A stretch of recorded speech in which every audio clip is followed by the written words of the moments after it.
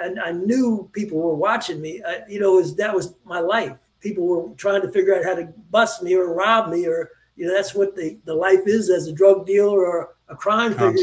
Somebody's going to take you out sooner or later. Oh yeah, you know, constantly plotting. Yeah. So anyway, going down the road in Woodbine, Georgia, 3 o'clock in the morning, and all of a sudden I seen the lights on behind me and pulled me over. And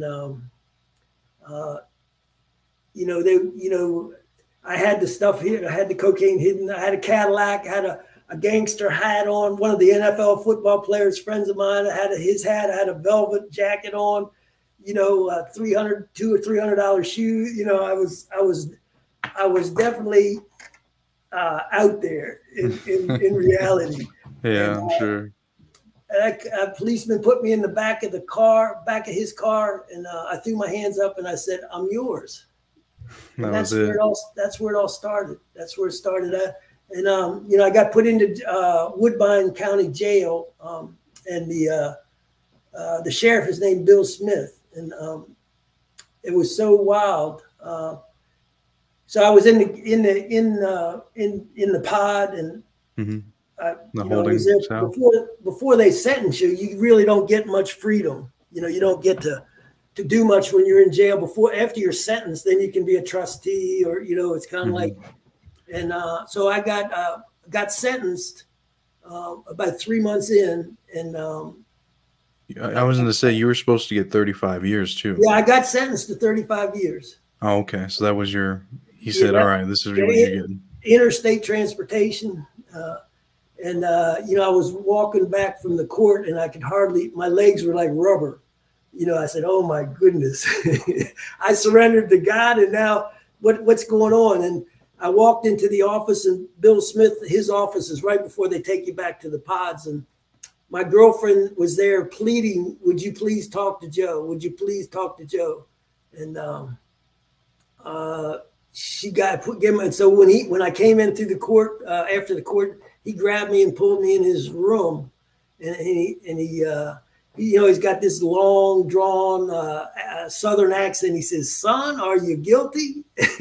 And I said, "Yes, sir, I'm guilty." And he said, "You know, you're the first guilty inmate I've ever had in my jail."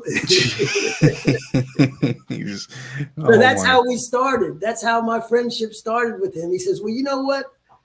It was an election year." He says, "You know, we got this drug program. It's called Say No to Drugs." And he says, "I'm going to let you go ride around with me, and you can tell your testimony, and maybe that will help you with your parole or something." And you know, so I left that meeting with hope, and that I had hope out of nowhere. You know, it wasn't 20 minutes. I just got 35 years, and now I've got some hope. Somebody's going to, you know, I'm going to get a break somehow. Yeah, because I mean, if you finished the program, you would have got 18 months or whatever is what the agreement, what it was, right? There was no agreement. There was no agreement. There was no agreement.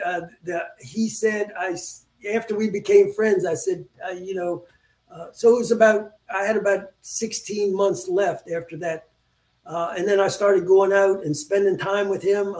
You know, I became a trustee in the kitchen, and I was out of the jail probably 4 days out of the week, riding around, driving him. He had a bad hip. We would go to different places. Then I ended up going back to Charleston on the weekends with him. I drove him down there to stay with his family. You know, when we came back, he had a girlfriend then, and I'd drop him off with his girlfriends, and then I would drive myself back to the jail. I mean, it was something. Hey, thanks for watching this clip. This clip came from one of my interviews I did in the past. Please hit subscribe if you want to get more clips like this. Also, if you want to watch the full interview, I'll put a link in the description. Or you can hit the button on the screen to watch the full interview.